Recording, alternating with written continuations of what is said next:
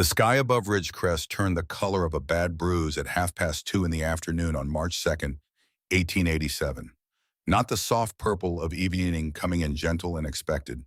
Something uglier, something that pressed down on the high prairie like a hand that intended to stay. The temperature had read 38 degrees at the Mercantile at noon. Reasonable.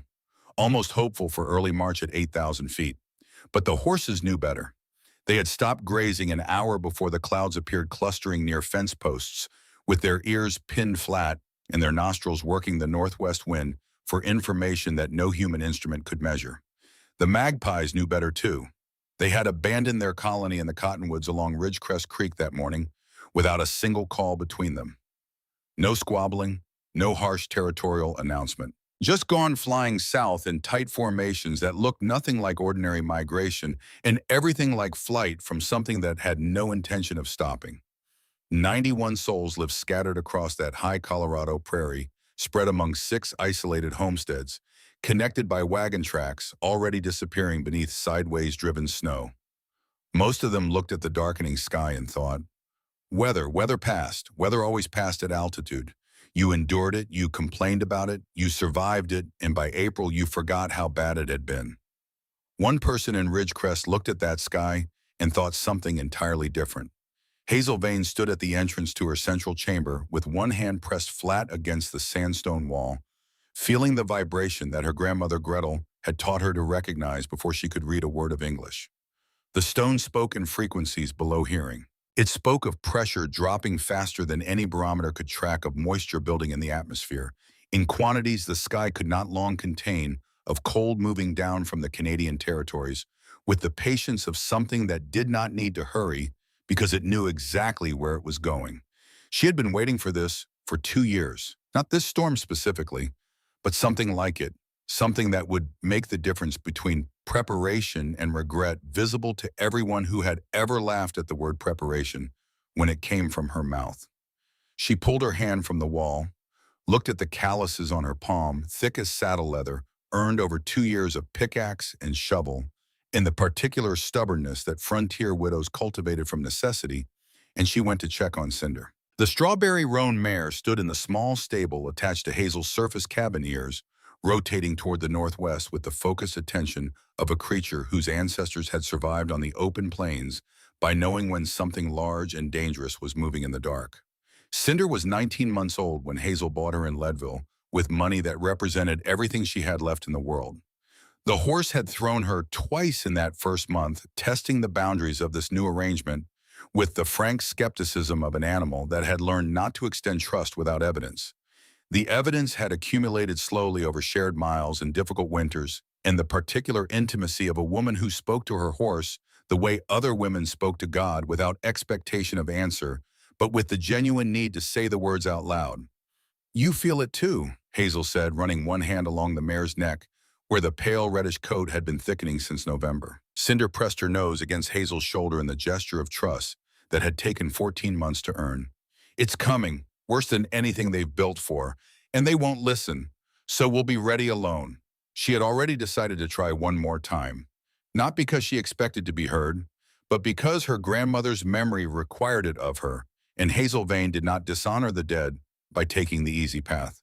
To understand Hazel Vane in the winter of 1887, you need to go back 3 years to a morning in October of 1884, when the mountain took everything she thought her life was going to be.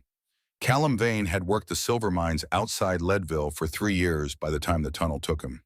He was 31 years old, broad through the shoulders, with hands that could gentle a frightened horse or pry loose a reluctant ore seam with equal competence. He descended into the earth every morning before dawn with a tin lamp clipped to his hat and the quiet acceptance of a man who had made his calculations about risk and decided the silver was worth it.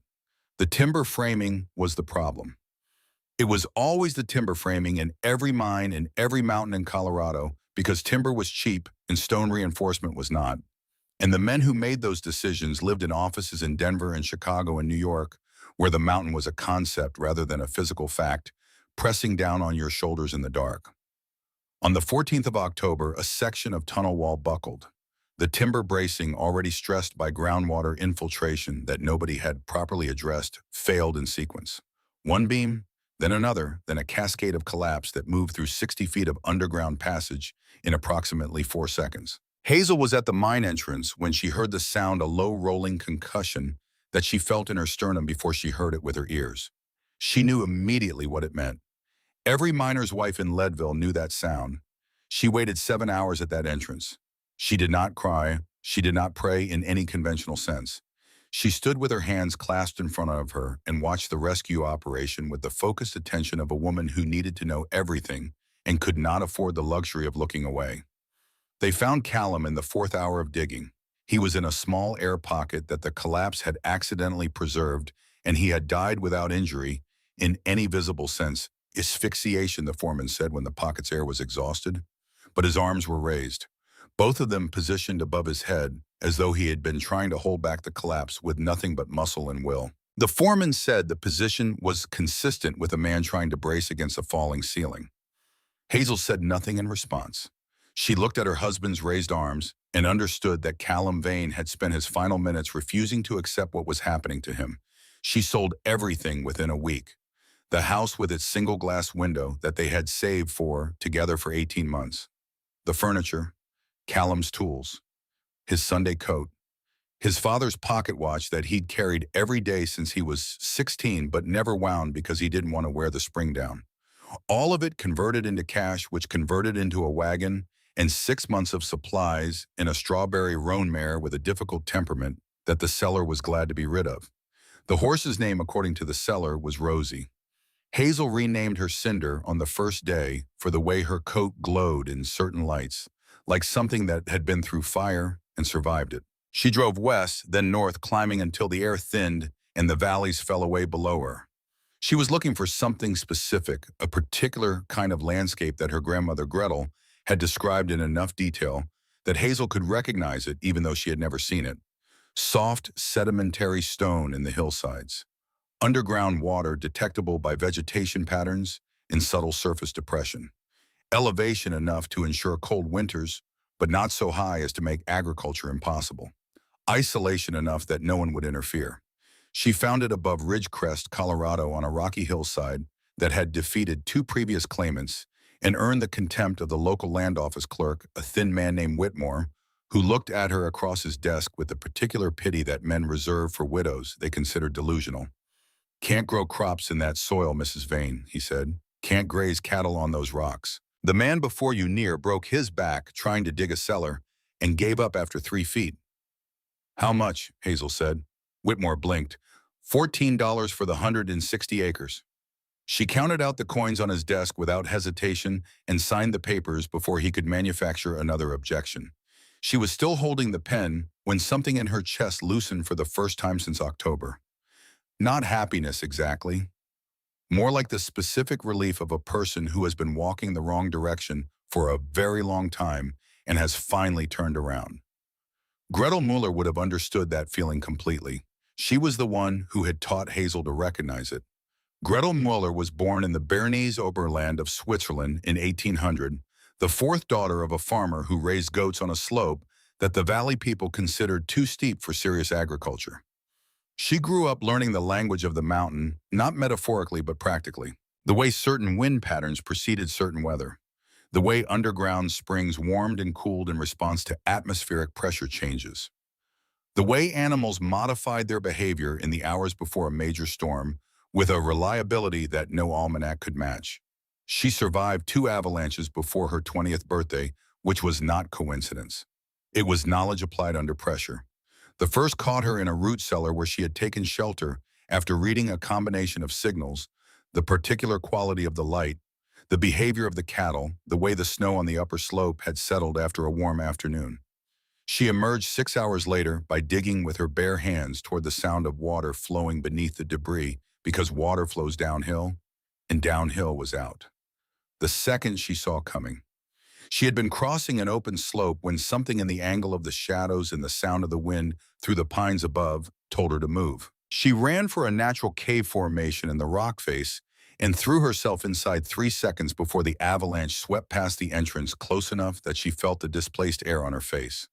She immigrated to America in 1838, married a Pennsylvania farmer of Scots descent named Aldrich Mueller, and spent the rest of her life teaching her daughter and granddaughter to read the earth the way other women read scripture, carefully, repeatedly, with the understanding that the text contained information that could save your life if you paid sufficient attention. Gretel died in 1881, whispering her final lesson to 17-year-old Hazel, who sat beside her bed with both hands wrapped around her grandmother's. "The earth protects those who go into it," Gretel said. Her English had never lost the Swiss cadence that made certain words sound like they were being sung rather than spoken. "The sky betrays. The stone remains." Remember that, little one. La. When everything else is gone, the stone remains. Hazel had been repeating those words to herself for 6 years by the time she signed the papers for her 160 acres of worthless Colorado hillside. She repeated them as she drove her wagon up the rocky track to survey what she had purchased.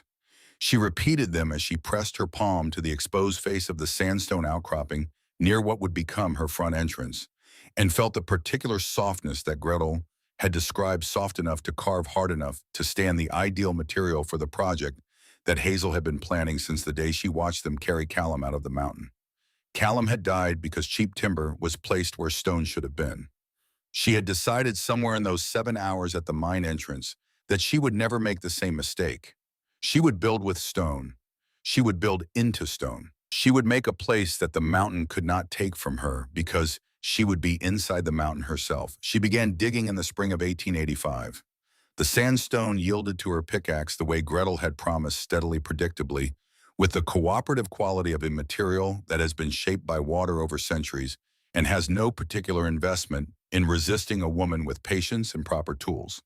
Hazel worked 4 hours each morning before the heat of the day and 4 hours in the evening when the air cooled again. She followed the natural fracture lines the way Gretel had taught her, letting the stone show her where it wanted to open, rather than forcing it in directions it resisted. By the end of the first summer, she had the central chamber roughed out, 20 feet by 15 with a ceiling high enough to stand upright without stooping. She installed a cast iron stove whose chimney she ran up through 15 feet of rock to emerge invisibly among a natural boulder formation on the hilltop above. From the surface, there was no visible smoke, no visible structure. From below, there was warmth that the worst of Colorado's winters could not reach. She spent the winter of 1885 finishing the central chamber and beginning the passages. Her grandmother's lessons had been specific about passages, not just the excavation technique, but the purpose. The earth protects those who go into it. Not just one person, the plural had always been deliberate. By the spring of 1886, she had excavated 4 branching passages, each running outward from the central hub toward the neighboring homesteads. The longest ran 87 feet to the northwest toward the Prescott Cade property. She had never spoken to Prescott Cade at that point beyond brief transactional exchanges at the Mercantile. She did not know him well enough to predict whether he would be grateful or hostile when he eventually discovered what lay beneath his property. She carved each passage door to open from both sides. This was the detail that mattered most and that no one in Ridgecrest would understand until March of 1887. She had not built escape routes. She had not built private tunnels. She had built connections, deliberate, engineered, maintained connections between her central hub and the people above her who did not know they were connected. She consulted a Denver lawyer by letter before beginning this portion of the work. $2 for his written opinion that mineral rights beneath unsurveyed public land remained in the territorial domain, and that a homesteader excavating beneath the surface of adjacent properties without disturbing those properties or their structures was engaged in entirely legal activity. She filed the letter carefully in a tin box that she kept in the provisions chamber. She suspected she might need it someday. The provisions chamber held what Gretel had always called the argument against catastrophe. 200 pounds of dried beans and mouse-proof ceramic crocks, 80 jars of preserved vegetables, carrots, beets, wild onions, the tough prairie greens that most Ridgecrest residents overlooked as weeds, but which Hazel recognized as nutrition. Smoked elk meat sufficient to feed 30 people for a month. Water from an underground spring fed into barrels supplemented by the spring's direct flow through a channel she had carved along the chamber's north wall. The spring was the most important element not just for drinking water, but for information. The temperature of underground water was, as Gretel had taught her, the most reliable barometer available at altitude. When the water warmed, pressure was dropping. When pressure dropped fast, weather was building. She spent $43 on lamp oil, $127 on iron hinges, ventilation pipes, and the tools she wore through in the excavation. She spent nothing on lumber. 340 feet of tunnel in total by the time the work was complete in the autumn of 1886. 6 chambers, 4 branch passages. Ventilation pipes set at 45 degrees angles 14 inches in diameter, positioned to draw fresh air down and push a stale air up regardless of wind direction on the surface. The completed refuge resembled nothing so much as a thought that had been given physical form, the thought that survival was not a matter of luck or strength, but of preparation undertaken before the emergency arrived. From the surface, it was nearly invisible. 6 modest wooden doors set into hillsides, each indistinguishable from the dozens of storage hatches and root cellar entrances that dotted the Ridgecrest Valley. 4 of those doors opened into passages that connected to the properties of people who did not know Hazel Vane had built them anything. This was the secret she carried through the autumn of 1886 when the mockery began in earnest. Prescott Cade was not a complicated man, which made him dangerous in the way that simple forces are dangerous not because they are subtle, but because they are consistent. He owned 4,000 acres of prime grazing land that stretched from Ridgecrest Creek to the Eastern Ridge, built through 15 years of calculated purchase and strategic marriage, and the specific kind of determination that mistakes confidence for wisdom. He had arrived in Colorado from Ohio in 1869 with $300 and a talent for reading land values that had served him well in conditions of ordinary difficulty. Extraordinary difficulty was not something Prescott Cade had ever been required to prepare for. He had survived enough normal winters to believe that normal winters were all there were. He was purchasing ammunition at the Mercantile in October of 1886 when Hazel entered. She was measuring out lamp oil by the gallon, counting her coins with the precision of a woman who knew exactly what she could spare and had no interest in pretending otherwise. Her dress carried sandstone dust in the creases. Her hands were the hands of someone who worked with them constantly and had stopped caring what that looked like. Cade watched her.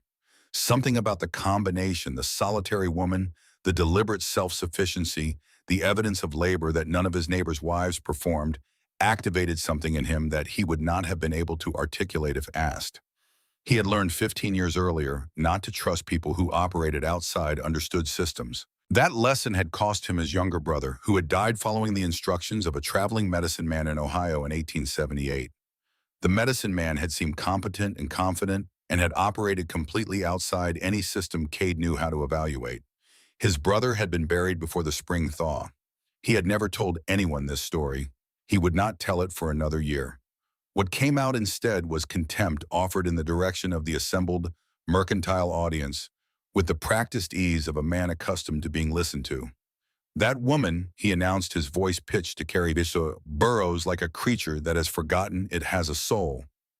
The laughter came immediately. It always did for Prescott Cade because 15 years of quiet dominance had trained the community to find his observations amusing, regardless of their content. "What do you build down there? Mrs. Vane a den for your litter." Hazel did not look up from her counting. 17 cents for a gallon of oil. She had brought exactly that amount. "I have seen her," Cade continued, warming to his audience, emerging from holes in the hillside covered in dirt like something that has never known the sun. "I thought the claim worthless when I heard she'd bought it. I was wrong. It has become worse than worthless. It has become the mole hole." The name caught like dry grass in August. By Sunday, it had traveled to every homestead in the valley. By the following week, Dorothea Cade's Ladies' Aid Society had voted unanimously with one abstention from Clara Breckenridge, who was considered soft on such matters, to exclude Hazel Vane from the annual Christmas supper. "Her fixation is unwholesome," Dorothea Cade told the assembled women in her parlor, her voice carrying the particular authority of a woman who had never wanted for anything, and had therefore developed strong opinions about the proper management of those who had. "Living like an animal beneath the earth. What kind of example does such behavior set? We must think of the children." Reverend Corbett Weil suggested privately to Prescott Cade that perhaps the widow Vane might benefit from fellowship rather than exclusion. Cade laughed until he had to wipe his eyes. "Fellowship will not cure a woman who thinks she is a prairie dog, Reverend. Some creatures simply are not meant for civilized company." Weil said nothing more. He had a congregation to consider and a comfortable life inside the social structure that Prescott Cade effectively controlled. The distance between his private sympathy and his public silence was the distance between conviction and comfort, and he had not yet been required to measure it precisely. Hazel heard all of it. Ridgecrest was too small for secrets, and her secrets were the underground kind that no one was looking for. What traveled through the social air with perfect efficiency was the mockery, the mole hole, the mole woman. The whispered suggestion, circulated first by Dorothea Cade and then amplified by women who should have known better, that perhaps grief had done something to Hazel Vane's mind, that the mind collapse had taken not just her husband, but her capacity for rational thought. She said nothing in response. She continued her work. She reinforced the ventilation, tested the spring's flow rate, calculated provisions against the number of mouths that might eventually need feeding. In the evenings, she sat with Cinder in the stable, brushing the mare's coat by lamplight until it glowed. "Let them talk," she told the horse. "The stone holds what matters." On the 28th of February, 1887, the magpies left the cottonwoods 2 weeks ahead of any migration she had recorded in 5 years of observation. They went south in silence, without the territorial squabbling that normally accompanied any collective movement. By mid-morning, not a single bird remained in the entire colony. Cinder refused grain that day, for the first time since her first winter at altitude. She stood in the paddock with her head elevated and her ears working in patterns that Hazel recognized as active listening rather than routine environmental scanning. The other horses in Ridgecrest, she observed during a deliberate mid-morning ride along the valley road, were behaving identically, clustering near structures, unwilling to move into open pasture, doing in their animal way exactly what Gretel Muller had taught her that intelligent creatures did when something large was approaching. The spring ran warmer than it had since October. She measured it carefully with her hand and then with a thermometer, confirming what her palm already knew. Underground water responds to atmospheric pressure with a sensitivity that no surface instrument can match. The warmth meant the pressure above was falling sharply enough that the contrast made 44-degree groundwater feel almost tepid against her fingers. She went to the feed store that afternoon to purchase additional grain for Cinder and hay for the extra horses she intended to bring underground when the time came. Prescott Cade was holding court near the stove, his voice filling the building with the comfortable authority of a man who had never been wrong about anything in front of people who would remember. "Unseasonable warm spell coming," he announced. "The almanac predicts mild temperatures through March, early planting season. I would lay money on it." Hazel set her grain order on the counter and turned to face the room. She had rehearsed this moment without realizing she was doing it. Every lesson Gretel had given her about the obligation of knowledge included this corollary knowledge that is not shared when sharing might prevent harm, is a kind of hoarding that the mountain does not forgive. "The magpies have gone south early," she said. Her voice was level. She had learned in the 15 months since arriving in Ridgecrest to strip all pleading from her tone when speaking to a crowd that had already decided how to receive her. "The horses will not graze. The spring runs warm. A significant storm is building." The silence lasted approximately 1 second before Prescott Cade turned to face her with an expression that combined amusement and contempt in proportions she had grown familiar with over the past year. "The spring runs warm," he repeated, pitching his voice for the room. "The mole woman thinks birds know more than the farmer's almanac." He spread his hands in a gesture of theatrical wonder. "Tell me, Mrs. Vane, do your tunnels have special windows for reading the future? Perhaps you commune with earthworms down there, and they whisper prophecies." The laughter moved through the room like a wave. Edmund Pruitt, standing near the back, opened his mouth. Hazel saw it, the small physical preparation for speech, the slight forward lean that preceded words. Then Edmund's eyes moved to Prescott. Cade, and whatever he had been about to say, stayed where it was. He looked at the floor. He was not a cruel man. He was a comfortable one, and comfort had its own kind of cowardice. Hazel gathered her grain and left without another word. She had tried. That was what Gretel's memory required. She had tried, and they had chosen not to listen, and what followed would not be her burden to carry. She spent the first 2 days of March in final preparation. The provisions were already in place, had been in place for months, but she checked them again with the methodical attention of someone who understood that the difference between sufficient and insufficient was often the difference between living and dying. Dried beans confirmed. Preserved vegetables confirmed. Smoked meat confirmed. Water barrels full. Spring channel clear. Ventilation pipes tested at each end. She moved Cinder underground on the afternoon of March 2nd, leading the mare down the gently sloping passage to the chamber she had excavated, specifically for her 12 feet below the surface, lined with dry straw, warmer than any surface stable could manage in what was coming. Cinder walked in without hesitation. 2 years of shared difficulty had built in her a capacity for trust that required no explanation. If Hazel said go into the ground, then into the ground was where safety lived. The sky by 4 in the afternoon had become the color of a bruise, deepening toward black at its center. The wind found its voice at the same hour, not a sudden gust, but a low gathering moan that built by degrees into something with texture and weight, and the quality of a sound that intended to continue for some time. The temperature was in free fall, 30 degrees in an hour, heading somewhere the thermometer at the Mercantile had not visited in living memory. Hazel stood at her main entrance for a long moment, looking at the valley below. Smoke from 6 chimneys rising and then immediately horizontal in the northwest wind. Lights in the Cade mansion's upper windows.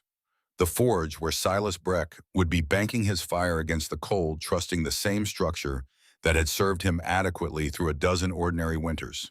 None of them were prepared for an extraordinary one. She had built doors that opened from both sides. She had built them that way from the beginning, before she had ever spoken to any of these people, before she knew their names well enough to attach them to faces, before she knew which of them would mock her and which would simply watch while others did. She had built both-sided doors because Gretel Muller had taught her that knowledge hoarded is a knowledge wasted, and preparation made for one is preparation that doesn't understand its own purpose. The wind picked up another register, moving from moan to something closer to a howl that sounded like nothing human. Hazel stepped back inside and pulled the entrance door shut behind her. The stone walls absorbed the sound, reducing the wind's voice to a vibration she could feel in her feet and her hands in the back of her throat, but not hear with the sharp, panic-inducing clarity of the unprotected surface. She went to check the spring temperature one final time. It had warmed another half degree in the past 2 hours. The pressure was still falling, fast. She sat down in her hearth room in the chair she had made from salvaged wagon wood in the first winter and opened the journal that had been her grandmother's. The handwriting was in German, which Hazel read slowly, tracing familiar passages with one finger as the stove ticked and settled around her, and the storm outside found its full voice and began the work it had come here to do. Outside, Ridgecrest learned what it meant to be 8,000 feet above sea level when the sky decided to demonstrate the full range of what it was capable of. The wind drove snow horizontally through the darkness, not falling so much as flying. Temperatures dropped through zero and kept going.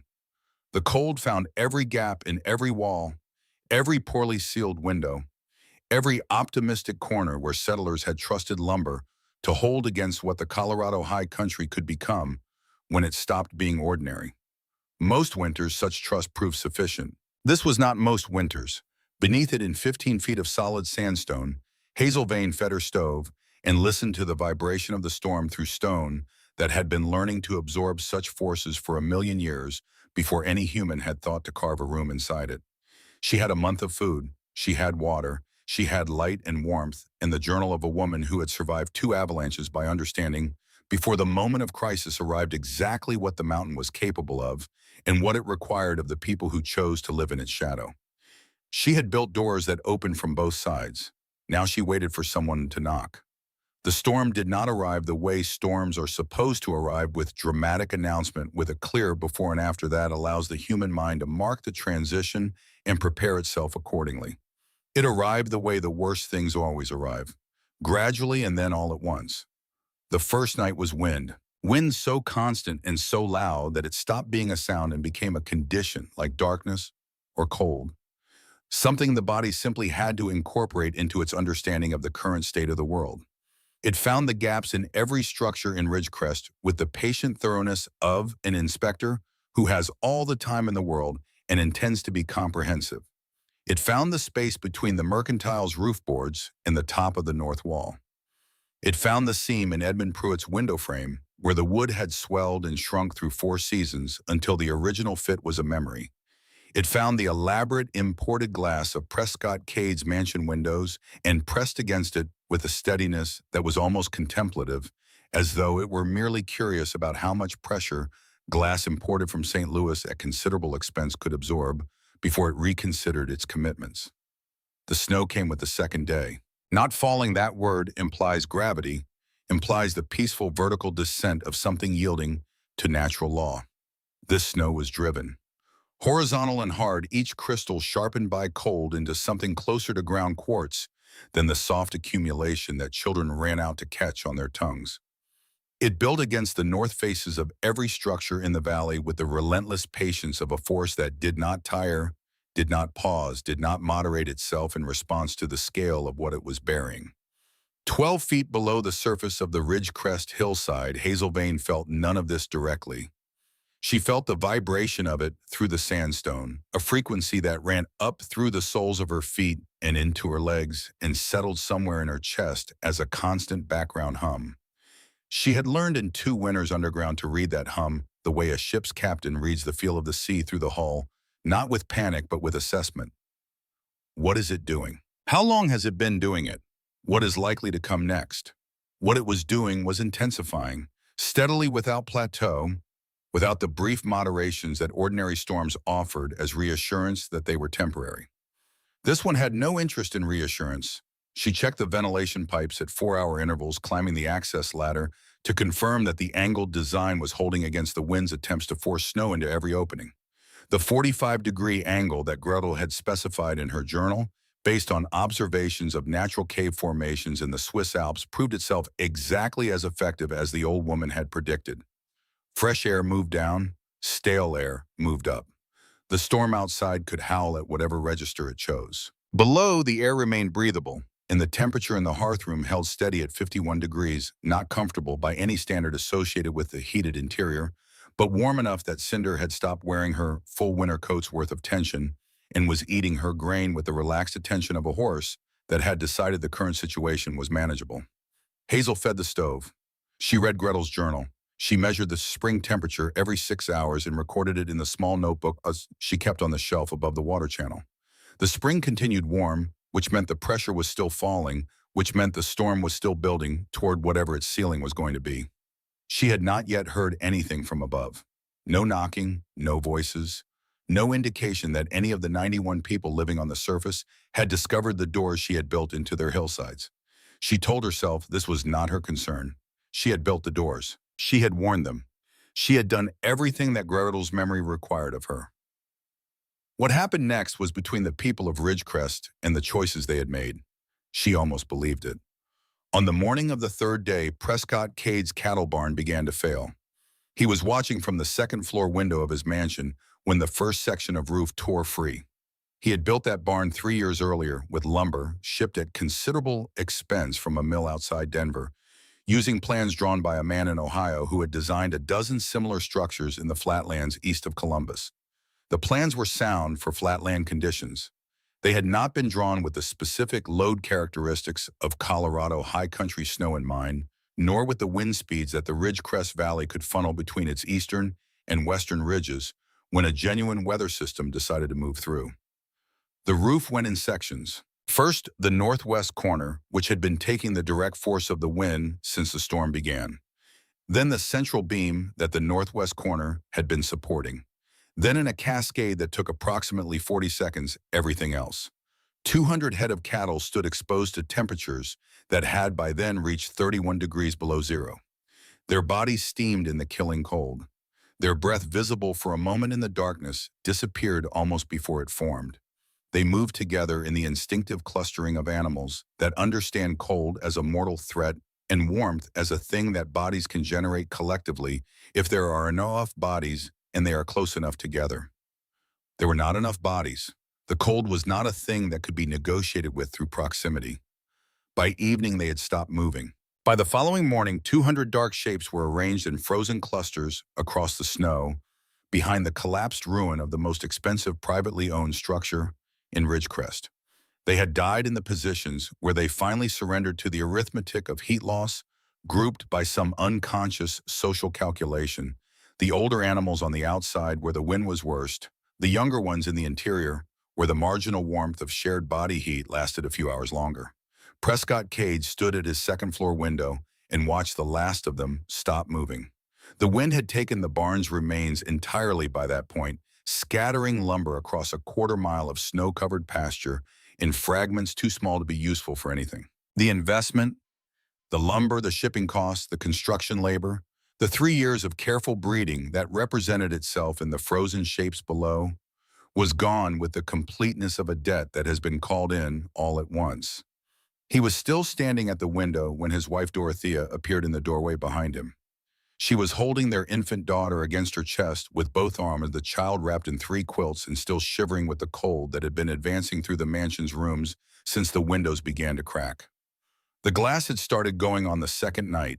Not all at once, the temperature differential between the heated interior and the outside air that had dropped to 20 below was too much for the imported panes to absorb in their expansion and contraction, and they failed one by one with sharp reports that sounded like distant rifle shots. By the morning of the fourth day, every window in the mansion had shattered. The Arctic air moved in through the empty frames with the unhurried confidence of something that had been waiting for exactly this invitation. Dorothea watched her husband stare at the frozen cattle and said nothing. She had been married to Prescott Cade for 18 years, and she knew the geography of his silences well enough to navigate them. This one was different from anything she had encountered before. Not the silence of anger or calculation or the deliberate withholding of a man who was choosing his words carefully.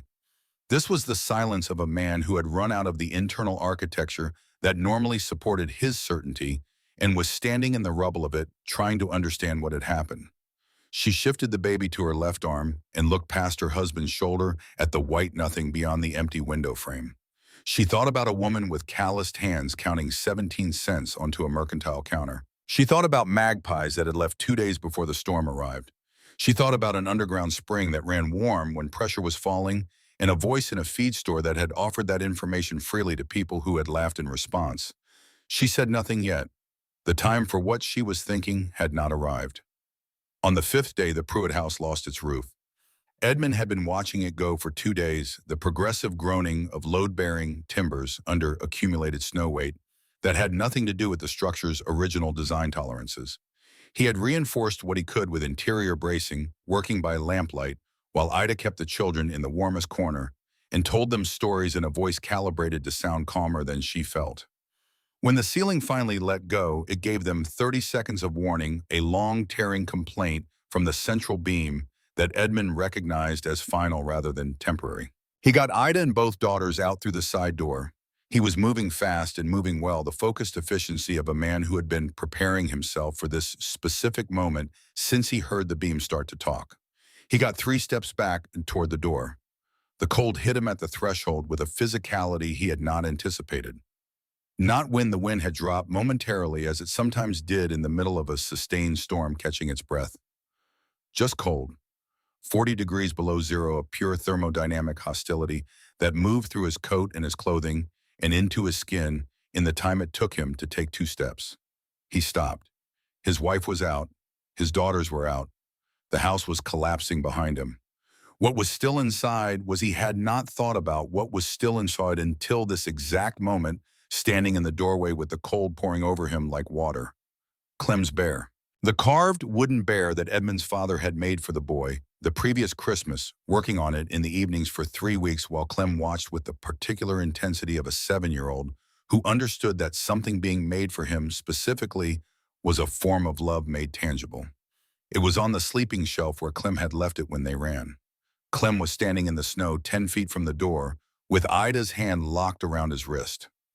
Edmund could see his son's face, the awareness of exactly what was still inside the calculus that a 7-year-old performs with the limited experience he has available. Edmund watched his son's face. He saw the moment the calculation resolved. He tightened his grip on the doorframe and did not move. "Clem," he said. His voice came out strange in the cold, flat strip of resonance. "Stay where you are." He saw something shift in the boy's expression. Not obedience. Something more complicated. The look of a child who has decided that the adult's instruction is wrong and is weighing the cost of acting against it. "Clem!" Louder. The word cost him something in the cold, some warmth he could not spare. Clem looked at his father, then at the door. Then he turned his face toward his mother, and Edmund saw the moment the decision changed, not because of Edmund's command, but because of Ida's face, which was doing something that Edmund had never seen it do in 10 years of marriage, and which communicated to their son in some wordless register that transcended argument. The boy stayed. The roof came down 40 seconds later in a collapse that drove a cloud of ice crystal and splintered wood through the doorway and out into the snow, pushing Edmund back 3 steps. He stood in the white debris cloud and breathed and counted his family. Ida, 2 daughters, Clem, all present. He reached out and picked up his son. He held him for a long moment in the killing cold before reason reasserted itself, and he started moving. They made it to the root cellar, a shallow depression dug into the south-facing hillside that had been adequate for storing vegetables and would now be required to be adequate for storing a family of 4 in temperatures that had no interest in moderation. Edmund banked the small interior brazier with every combustible thing he could reach and settled in to wait.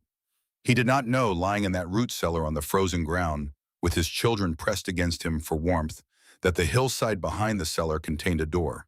A door with iron hinges built to open from both sides, connecting to a passage that ran 300 feet through solid sandstone, to a chamber where a stove was burning, and the temperature was 51 degrees, and there was food enough for 30 people for a month. He did not know this because no one had told him, and he had not thought to look.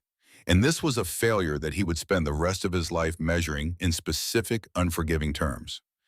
Hazel found the small footprints on the 6th day. She had been conducting her standard passage inspection, working outward from the central hub through each branch in sequence, checking for drift accumulation near the entrance doors, confirming that the frame seals were holding. The branch toward the Pruitt property was the 3rd one she checked, running northeast for approximately 200 feet through a gentle curve that followed a natural seam in the sandstone. The entrance door was open, not ajar, not cracked. Open, fully hinged back against the cut stone frame with snow drifted across the passage floor for the first 30 feet. The cold that had come in through the opening was considerable, dropping the passage temperature from its normal 48 degrees to something her body assessed as below 20. She stood in the doorway looking at the snow and what was visible in it. Small footprints, too small to be an adult's, coming in from outside 3 steps, then stopping, then retreating, then a partial 4th step that ended where the snow on the passage floor ended and bare sandstone began, and as though the small body that had made them had stood at the edge of the cold and the warm and looked into the dark passage and seen nothing and retreated back into the white. She traced the prints outside as far as visibility allowed. 20 feet, 30. They were filling fast in the driven snow, losing definition, becoming suggestions of footprints rather than clear records.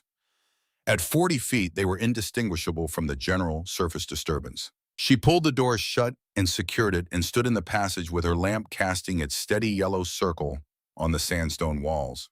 The cold from the open door was already moderating the stone, absorbing it the way stone absorbed everything slowly without complaint, with the patience of material that measured time in geological units. She stood there for a long time. She did not know for certain what those footprints meant. She told herself this. She was a practical woman who had learned to operate on evidence rather than assumption, and the evidence was ambiguous. A child had opened the door and looked in and left. That was what the evidence showed. The rest was interpretation. She walked back to the central chamber and sat down and did not open Gretel's journal. Silas Breck had raised his 2 draft horses from foals, which meant he had known them for 8 years, which meant they were not property in any sense he found meaningful. They were partners. They were the reason his forge could operate at the scale it did, moving iron stock, hauling finished work, doing the heavy pulling work that his own considerable strength could not manage alone. They were also, he had told his wife the previous spring, the most reliable characters in Ridgecrest, which she had taken as an insult and which he had meant as a straightforward assessment. When the stable began to fail on the 6th day, he went in after them. The structure had been built of rough lumber beside the forge, the exterior wall of the forge forming its south face so that some heat bled through in the worst of weather. This had been sufficient for 6 winters. The 7th winter had different ambitions. He heard the first beam crack from inside the forge, where he had been working on a repair job that he intended to complete regardless of the weather outside, because the alternative was sitting in his house thinking about what he could not control, and Silas Breck had no talent for that. He pulled on his heaviest coat and went through the connecting door into the stable before the second beam had finished its complaint. The horses were against the back wall, pressed together with the whites of their eyes showing in the lantern light. He got halters on both of them by feel and the long practice of a man who had handled these specific animals in every condition available at altitude. He moved toward the front doors. The roof came down behind him. Not all of it, the south section, the part of the roof supported by the forge wall held. But the north section collapsed in a single movement, driving a wave of snow and splintered timber across the floor that hit him in the back of the knees and put him down. He kept the halter ropes. He got back up. He got the horses out the front doors and into the storm. He made it to the forge. He got the doors open. He got the horses inside and the doors shut behind him. He looked down at his feet. He had made the run from stable to forge in his work boots, good leather, well-made, entirely adequate for the temperatures of 6 previous Ridgecrest winters. He had been in the storm for approximately 4 minutes. He had been moving continuously, which was the right thing to do in extreme cold, and the distance had been short, and he had done everything correctly. His feet were numb from the ankle down, not the temporary numbness of brief cold exposure that resolves with warming, something deeper. The kind that does not resolve with warming because the warming process itself becomes a form of damage. He knew this theoretically. Everyone at altitude knew the signs of serious frostbite in the way that everyone near a river knew the signs of a current that was too strong to swim. In theory, from a safe distance. He built the forge fire up as high as it would go and sat down close to it and waited for sensation to return to his feet. He waited for an hour, then 2. The sensation that returned was not the right kind. On the 10th day, the storm reached its nadir. 41 degrees below zero at the mercantile thermometer, the reading confirmed by 3 separate witnesses who stood in the killing cold long enough to establish that the mercury thread had indeed contracted to the lowest graduation on the scale and was pressed against the bottom of the tube as though trying to retreat from what it was being asked to measure.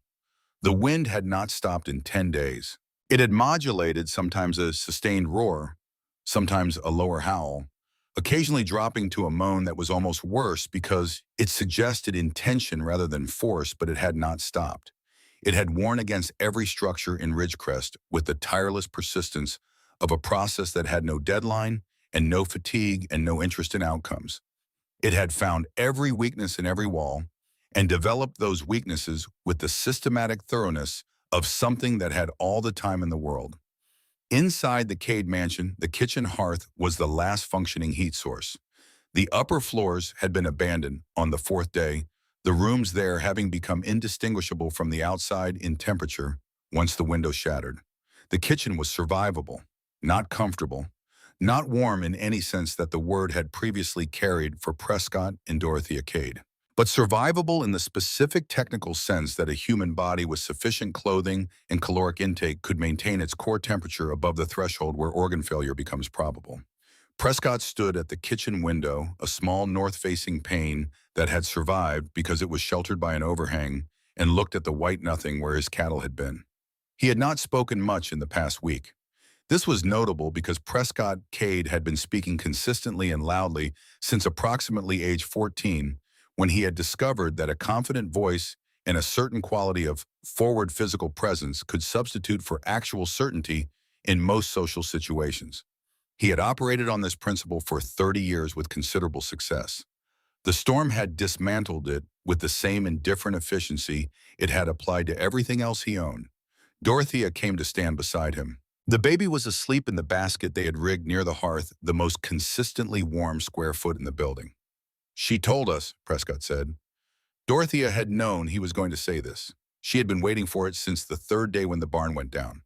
She had been constructing her response to it in the intervals between feeding the baby and managing the servants who had retreated to the kitchen and were now collectively trying to understand what survival looked like for people who had never previously been required to think about it.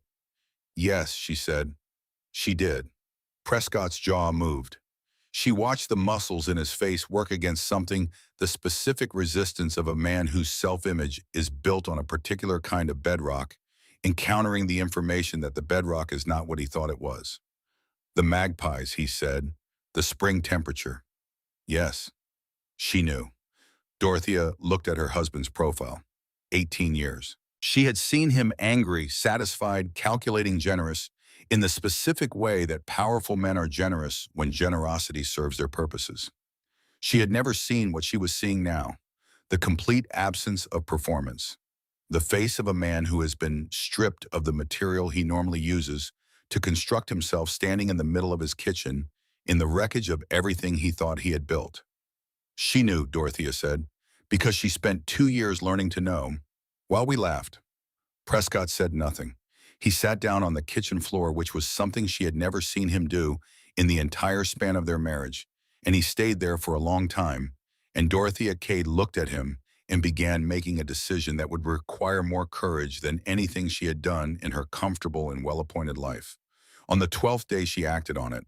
The baby's breathing had developed a quality that frightened her, not distressed, not labored, but thin. Thin in the way that breathing becomes when the body is rationing its resources, when the ambient temperature has been below what young lungs are designed for long enough that the margins are narrowing.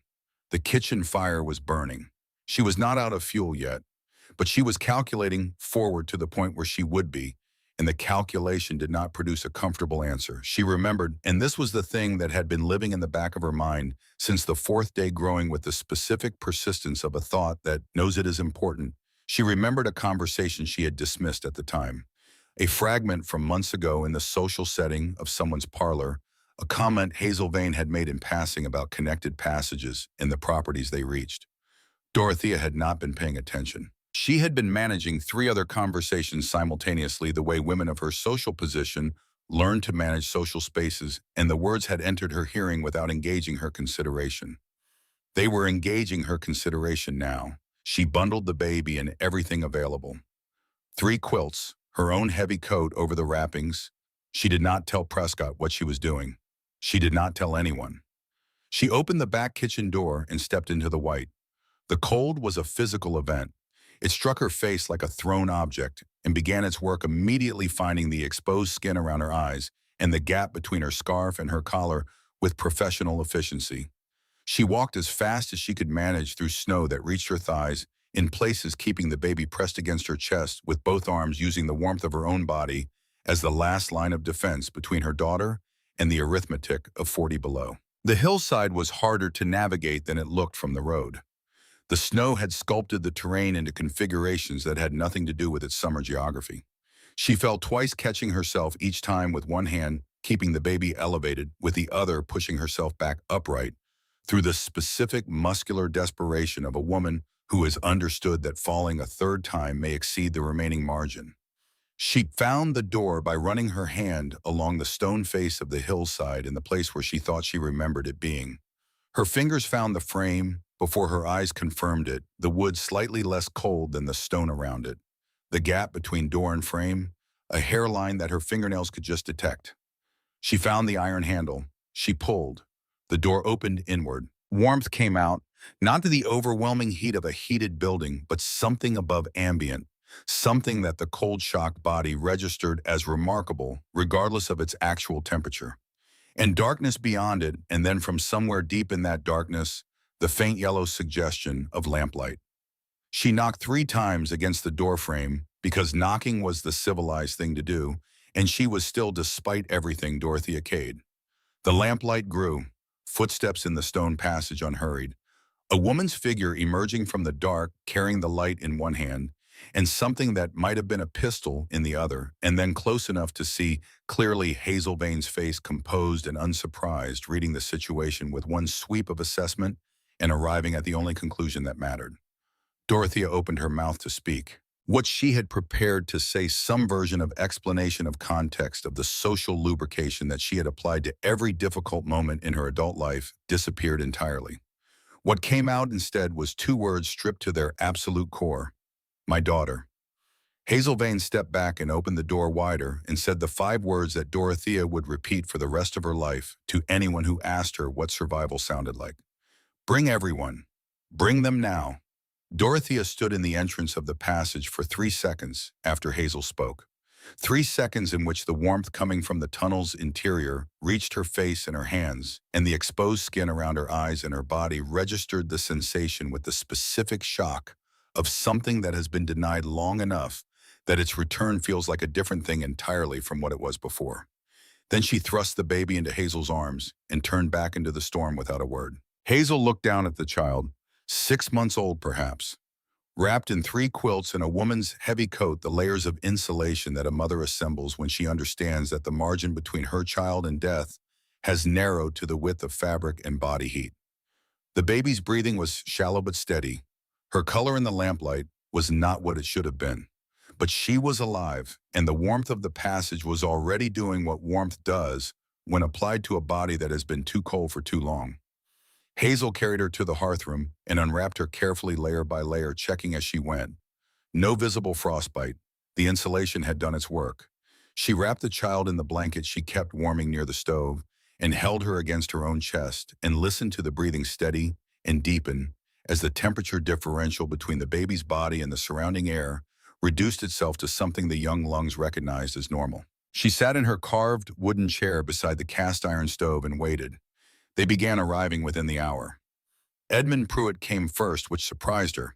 He came through the passage door that connected to the hillside above the root cellar where she had seen the small footprints, and he came carrying Ida, whose feet had taken serious cold damage in the minutes between the house collapsing and the root cellar's shelter being established. Their 2 daughters walked alongside him, one holding his coat, one holding her mother's hand, both of them wearing the hollow-eyed expression of children who have seen something they do not yet have the internal architecture to properly file. Edmund set Ida down on the blankets nearest the stove. He looked around the chamber, the carved sandstone walls, the ventilation pipes, the shelves of provisions, the steady lamplight, the temperature that his skin assessed as 50 degrees warmer than what he had been living in for 5 days. His face moved through several expressions in quick succession, none of them settling.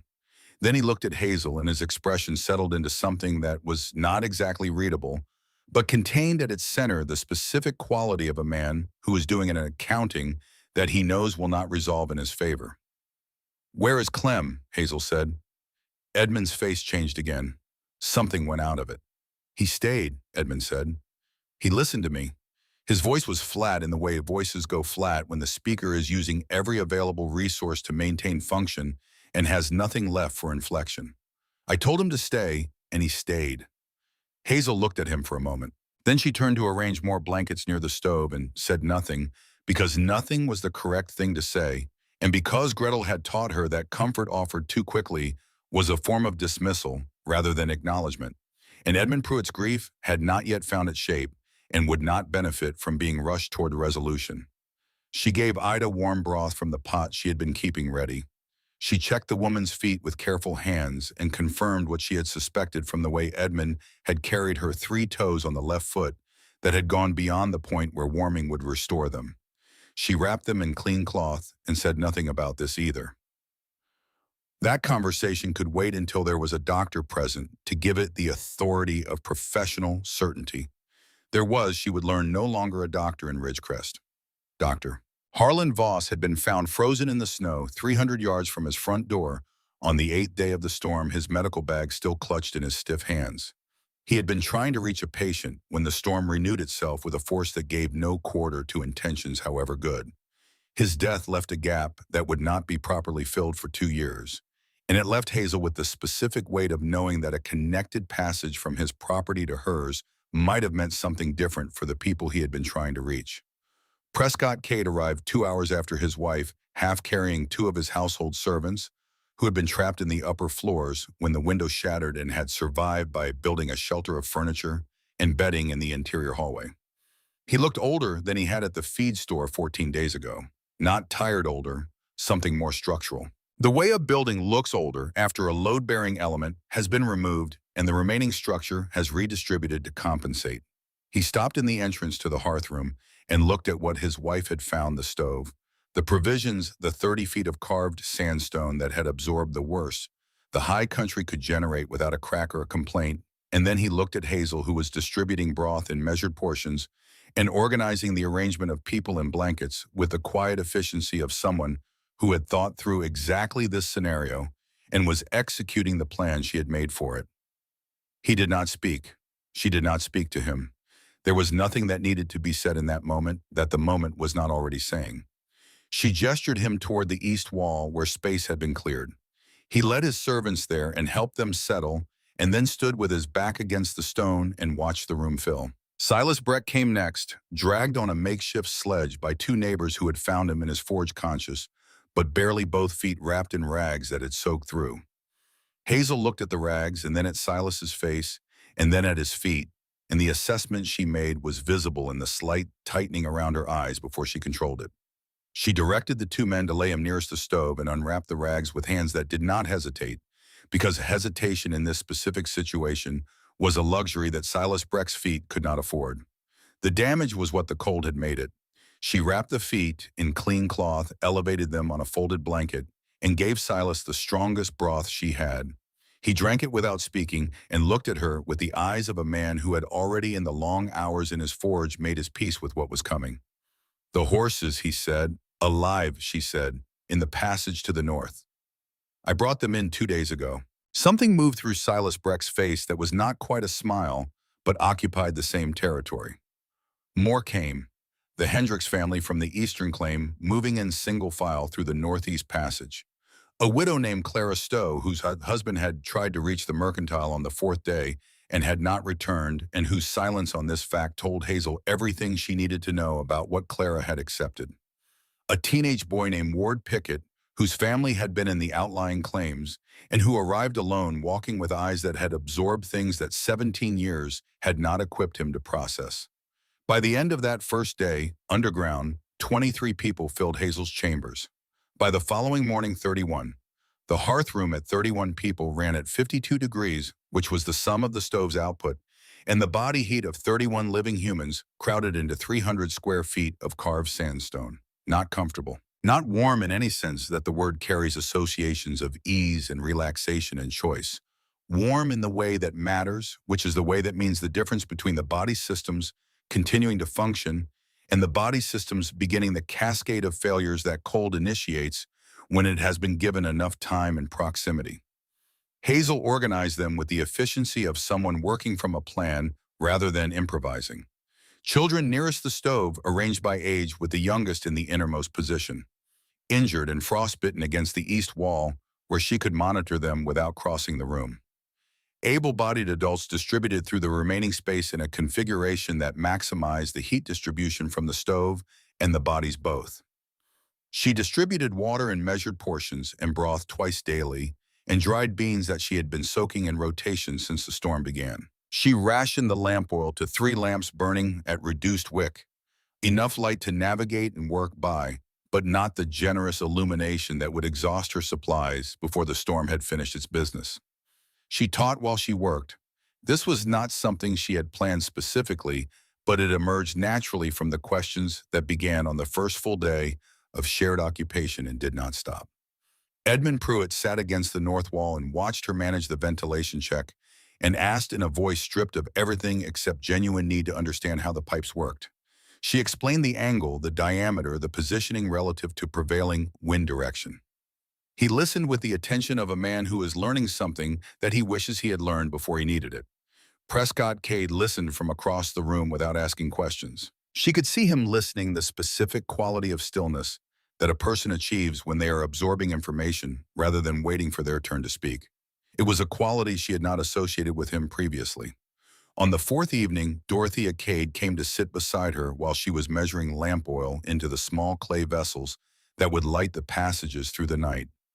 "I organized the vote," Dorothea said. Her voice had the particular flatness of a person reciting facts that they have been carrying long enough that the weight of them has changed the texture of how they speak. "To exclude you from the Christmas supper. I said your fixation on living underground was unwholesome. I said, she stopped, started again. I said you had forgotten how civilized people behaved." Hazel continued measuring oil. The task required a steady hand in a specific quantity, and she did not interrupt either for the conversation. "And then the storm came," Dorothea continued, "and my civilized house lost every window in the first 4 hours. And I walked into that storm with my daughter because I remembered something you had said about connected passages, and I thought, she drew a breath that was not quite steady. I thought perhaps the woman we had mocked would still help us, even after everything. Hazel set down the oil measure and looked at Dorothea directly for the first time in the conversation. "These hands will blister," she said. She reached out and took Dorothea's free hand and turned it palm up. The skin was soft, the hands of a woman whose relationship to labor had been entirely managerial. "They will callous. They will ache in ways your current vocabulary doesn't have words for. Stone does not yield to good intentions or to social standing. It yields only to work repeated until the work becomes part of who you are." Dorothea looked at her own palm. Then she looked up. "I understand." "Understanding is not the same as enduring," Hazel said. She released the hand and picked up the oil measure again. "Many people understand that fire burns. Fewer are willing to work near flames until they learn exactly how close they can stand." She reached under the provisions shelf and produced a small hand chisel and set it on the stone beside Dorothea without further comment. Dorothea picked it up. She held it for a long moment, feeling its weight.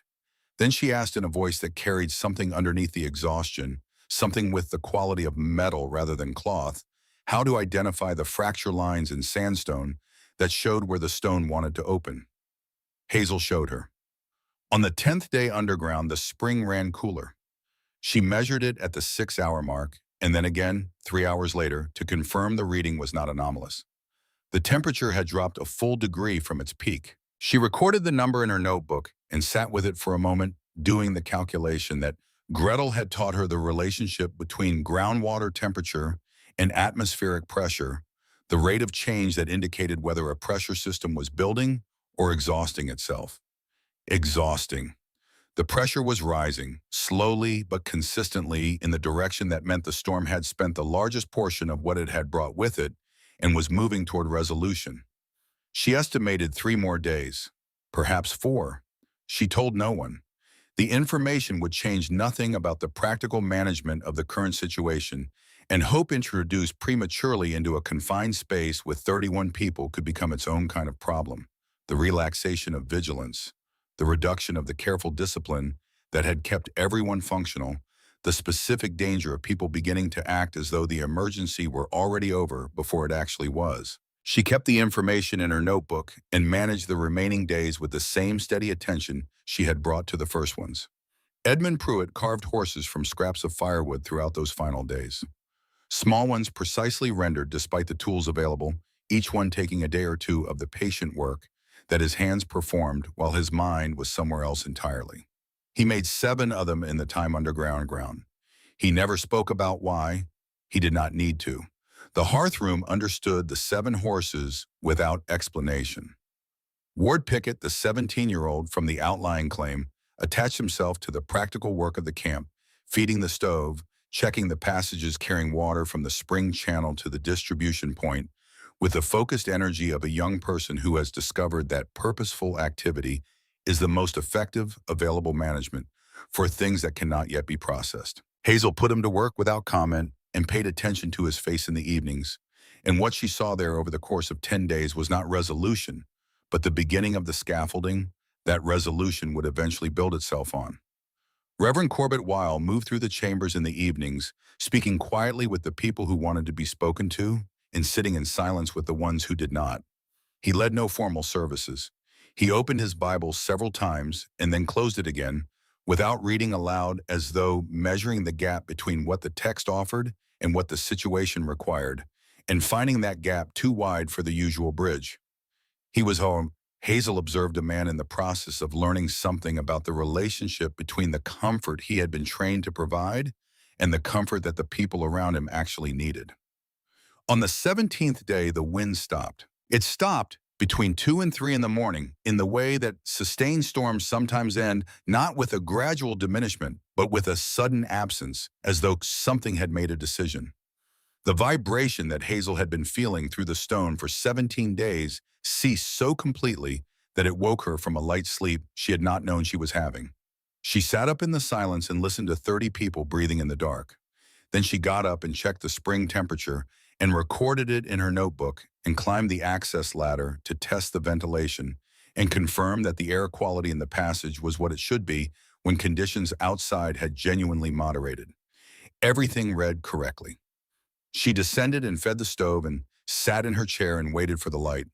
By mid-morning on March 19th, she was ready to send the first expedition to the surface. She went herself with Prescott Cade and Edmund Pruitt through the main entrance and out into a world that had been rearranged by 17 days of force into configurations that had no relationship to the landscape they had left. Snow lay in drifts 15 feet high along the north faces of every remaining structure. The temperature had risen to 12 degrees below zero, which the body registered as almost warm by the comparative standard it had been living inside. The sun emerging through dispersing cloud cover was aggressively bright against the white surface, and all three of them shielded their eyes in the first minutes as though the light itself required adjustment. The valley below told the story in structural terms. The mercantile's roof had collapsed. She could see the fallen timbers through the broken walls, and beneath them the suggestion of goods that might have survived the collapse itself, even if not the cold. The church steeple had separated from the building and now lay half buried 100 yards from its foundation, the bell visible as a dark shape beneath the ice crust. Of Prescott Cade's cattle barn, nothing remained except several posts frozen upright in the snow, standing in the white field, with a particular quality of markers that have outlasted what they were originally placed to indicate. Prescott stood looking at the posts for a long time. Then he turned to face Hazel, and the expression on his face was not something she had a ready category for. The anger had gone from it, the defensive performance that she had watched sustain itself through every social interaction she had witnessed him conduct. What remained was something more fundamental and considerably less comfortable. The face of a man standing in the accurate accounting of his own choices. "I called this place the Mole Hole," he said. His voice had the roughness of a man who has been speaking very little for days and has gone deeper inside himself than he normally travels. "I said you burrowed like a creature without a soul." Hazel stood with her coat pulled tight against the wind that still carried cold enough to bite diminished but not gone a reminder rather than a threat. She said nothing. "I watched my cattle freeze," Prescott continued. "I watched my windows shatter. I watched my wife walk into a blizzard with our daughter because she had more courage than I did, because she saw something I refused to see." He stopped. His jaw worked. "You saved us. You saved us even though we mocked you, even though we did everything we could to deserve whatever that storm intended for us." The snow creaked beneath their feet in the cold. Edmund stood to one side looking at the ruins of the valley, giving the conversation its space. "I am not asking for forgiveness," Prescott said. "I know I have no standing to ask for it. I am only—" He stopped again, and this time the stopping was longer, the silence of a man searching for language adequate to a weight he had never previously been required to carry. "I am only saying that I was wrong. About everything I said, everything I organized, every time I laughed, and every time I made others laugh with me. I was wrong, and I would like if you are willing to learn to build as you have built." Hazel looked at him for a long moment. The sun was moving behind a thin cloud and the light softened, and in that softer light, Prescott Cade looked like what he was, a man in his 50s who had lost something that could not be rebuilt with money or social position, and was beginning to understand at the level below argument what could replace it. "The mountain does not forgive," she said finally. "It simply remains, and you learn or you do not.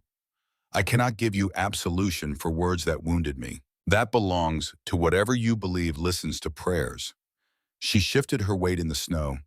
"But I can teach you to build. If you are willing to learn, I am willing to teach. That is what I have to offer." Prescott met her eyes. Whatever he found there settled something in him. Not comfort, not relief, but the specific quality of acceptance that comes when a person stops fighting the shape of the accounting and begins working within its actual terms. "I am willing," he said. The reckoning came in April, when the snow had receded enough to expose the stone, and the surviving structures of Ridgecrest had been made habitable enough to suggest that ordinary life might eventually resume. They gathered in the hearth room on the 14th 84 of the 91 souls who had inhabited the valley before the storm. The 9 who did not come were the 9 who could not. Hazel had arranged the salvaged church benches in a rough circle around the stove. The lamplight showed the chisel marks on the sandstone walls, each stroke a record of the 2 years of work that had existed while the community above it organized its mockery and conducted its social exclusions and made its comfortable assumptions about the limits of what the Colorado high country could produce. Prescott Cade spoke first. He stood in the center of the circle and said everything.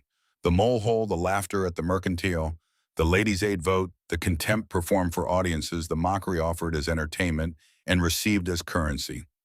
He said it without qualification or self-extenuation, in the flat, factual cadence of a man reading a ledger aloud. When he reached the part about Dorothea walking into the blizzard with their daughter, his voice failed him briefly, and he stood in the silence of it for a moment before continuing.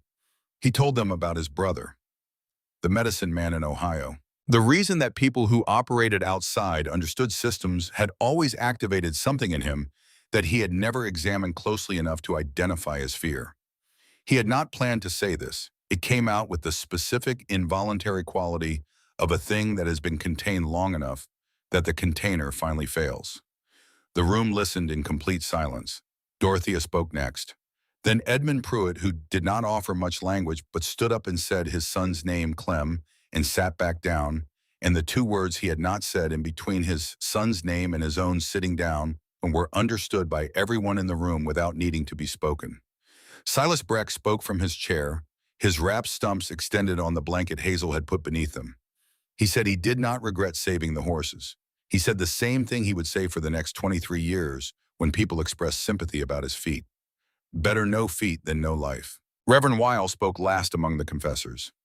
He talked about comfort, about the specific moral failure of a man who privately disagrees with the crowd and publicly says nothing, who suggests fellowship in private conversations and does not challenge exclusion in public ones. He did not call this by the theological term he had used in 23 years of sermons. He called it cowardice, which was the accurate word. The room looked at Hazel. She let the silence exist for long enough that it became its own statement.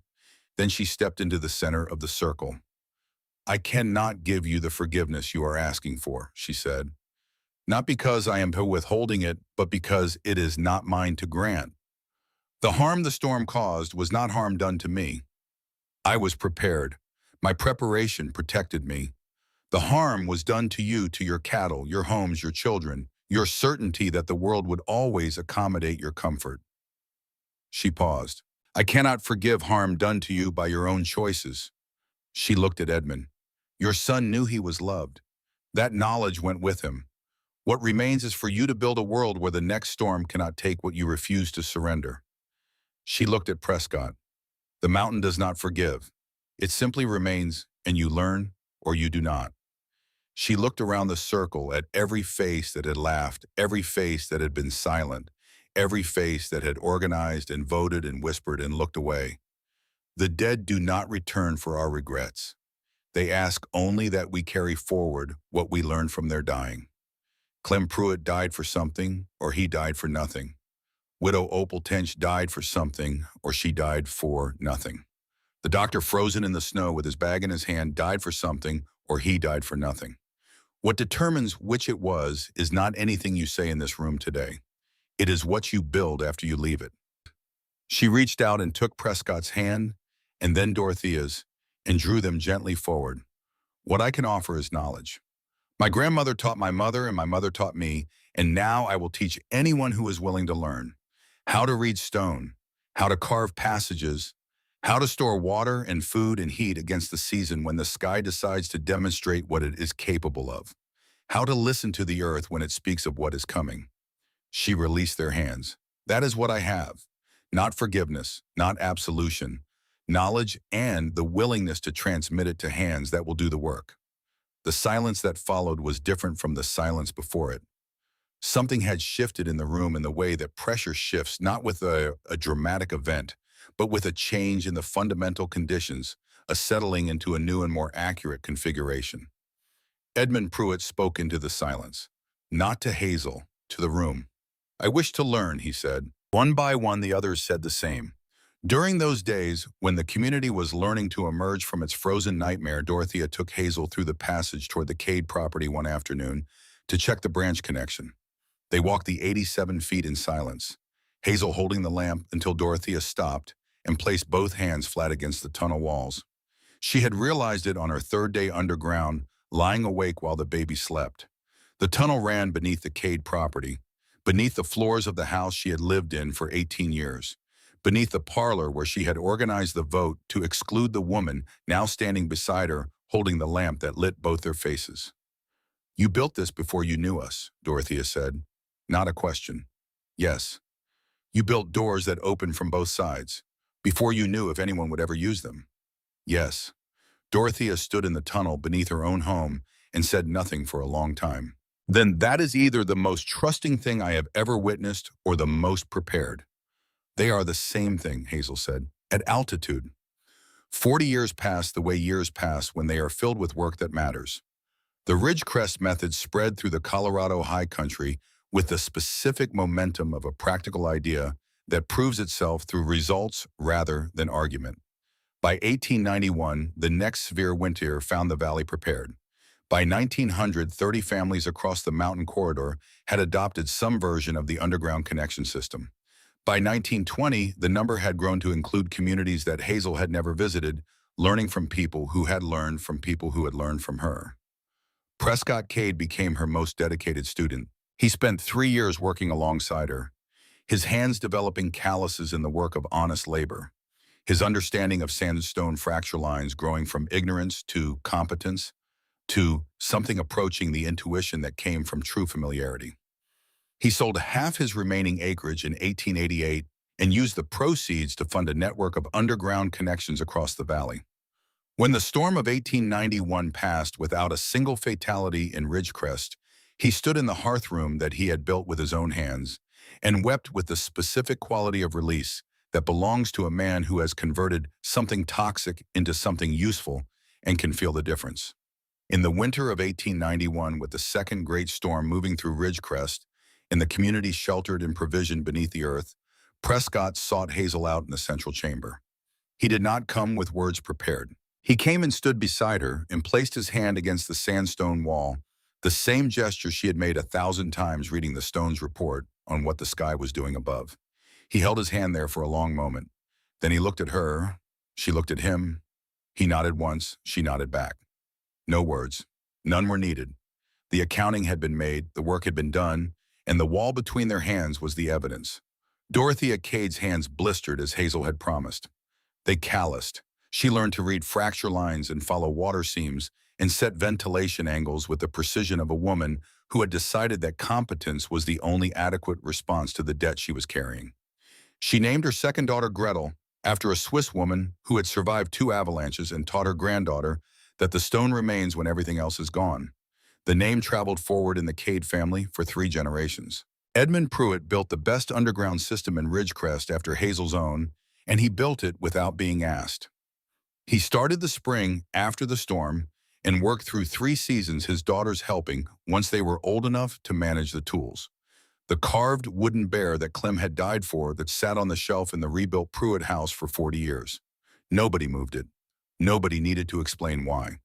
Silas Breck lived another 23 years without feet working leather and harnesses from a wheeled chair that Hazel designed from salvaged wagon parts in the summer of 1887. He never complained. He told visitors who expressed sympathy that Hazel Vane had given him his life, and he could spare 2 feet for that. Reverend Weil preached differently after the storm.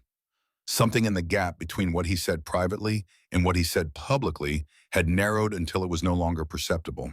He lived another 20 years in Ridgecrest and spent a portion of every spring helping whatever family needed their first underground chamber started swinging a pickaxe with the particular determination of a man working off a debt he knew he could not fully discharge, but intended to reduce by as much as honest labor would allow.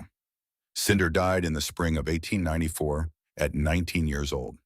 Hazel buried her on the hillside above the central chamber and carved the stone marker herself over the course of a week, working with the hand chisel that she had used to carve everything else on that hillside. The inscription read simply, "She knew what mattered." Hazel Vane died on the 17th of March, 1923, at the age of 71. She died in the hearthroom she had carved 40 years earlier, in the chair she had made from salvaged wagon wood in her first winter. Underground, surrounded by her 3 adopted children and the 11 people who called her teacher and the grandchildren of survivors who owed their existence to passages cut through solid stone by a woman who had learned from a woman who had learned from the mountain itself. Her final words, as recorded by 4 witnesses, were 3. Tell them. Stone remains.